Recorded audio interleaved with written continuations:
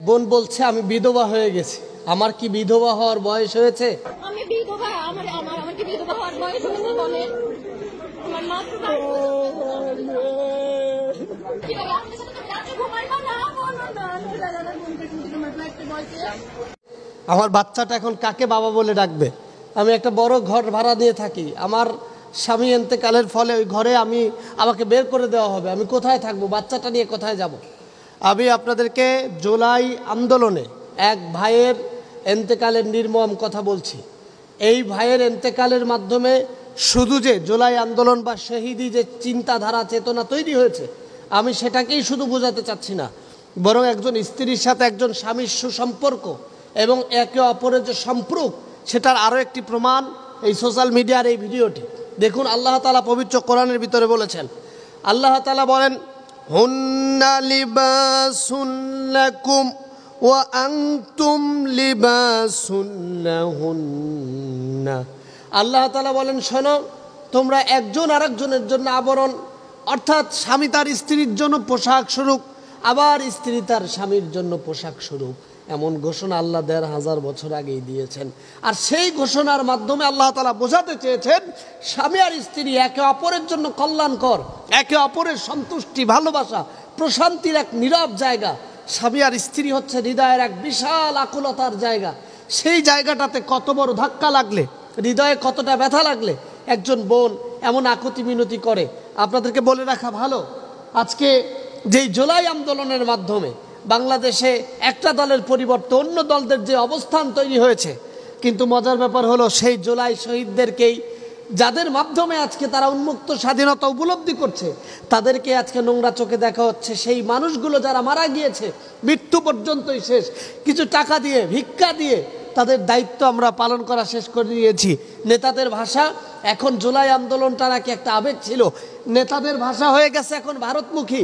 নেতারা যেই ভারতের জন্যই আজকে আন্দোলনের এক বিশালতা, বিশাল ছায়া তৈরি হলো, সেই ভারতকে নিয়েই আবার নতুন করে ষড়যন্ত্র চলছে।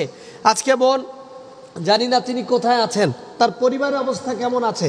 আজকে সোশ্যাল মিডিয়ায় এই ভিডিও আসার পর চোখ দিয়ে দরদর করে পানি পড়েছে যে একজন স্ত্রী, তার স্বামী তার জন্য কত বড় সম্পদ, একজন স্ত্রীর কাছে স্বামী কত বড় শক্তি, সেটা আরও একবার এই ভিডিওর মাধ্যমে প্রমাণ হয়েছে। কিভাবে কাঁদছে, আমার বয়স মাত্র ২২ বছর।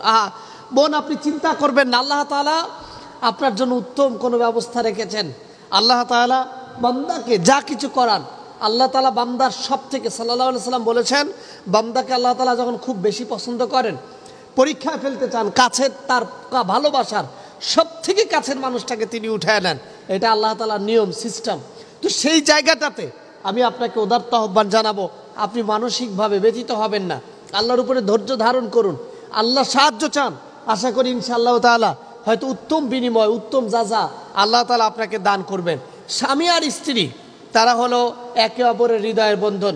সৈয়দনা নবিয়না মুহাম্মদুর রাসূলুল্লাহ সাল্লাল্লাহু আলাইহি ওয়াসাল্লাম, পয়গম্বর মুহাম্মদুর রাসূলুল্লাহ সাল্লাল্লাহু আলাইহি ওয়াসাল্লাম, তিনি তার স্ত্রীদের সাথে এত সুন্দর আচরণ করতেন, স্ত্রীরা মনে করতেন এই পৃথিবীতে শ্রেষ্ঠ, উত্তম, নির্ভীক, একমাত্র বিজয়ী স্বামী হলো পয়গম্বর মুহাম্মদুর রাসূলুল্লাহ সাল্লাল্লাহু আলাইহি ওয়াসাল্লাম। শুধু তাই নয়, স্ত্রীদের কাজে তিনি সহযোগিতা করতেন, স্ত্রীদের পাশে থাকতেন।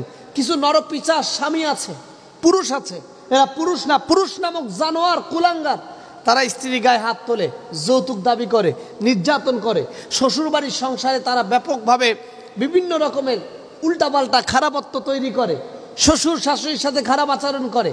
অথচ সাল্লাল্লাহু আলাইহি ওয়াসাল্লাম বলেছে, দুটি পরিবার একে অপরের জন্য জান্নাতের পথ। সেই পথটাকে আজকে সুগম করতে না পেরে আমরা একে অপরের সাথে খারাপ আচরণ করছি। আর এই বোন তার স্বামীহারা বেদনা নিয়ে আত্মচিৎকার করছেন। এটাই একজন স্বামী আর স্ত্রীর মধ্যে সুসম্পর্ক হওয়ার এক বিশাল সাউন্ড ডিভিশন। সুতরাং আমি আপনাদেরকে বলবো, আপনারা মানসিকভাবে, আত্মিকভাবে সেইভাবে নিজেদেরকে একে অপরকে ভালোবাসুন। স্বামীর সাথে স্ত্রীর, স্ত্রীর সাথে স্বামী, আপনারা যারা স্বামীরা আছেন, স্ত্রীকে হৃদয় দিয়ে, কলিজা ভরে ভালোবাসুন, স্ত্রীর ভালোবাসা গ্রহণ করুন, তার পরিবার, আত্মীয় স্বজনকে ভালোবাসুন। তাহলে রাসূল সাল্লাল্লাহু আলাইহি ওয়াসাল্লামের সুন্নাত আদায় হবে এবং স্ত্রীর প্রতিটা মুহূর্তকে আপনি আপনার হৃদয়ে লালন ও ধারণ করতে পারবেন।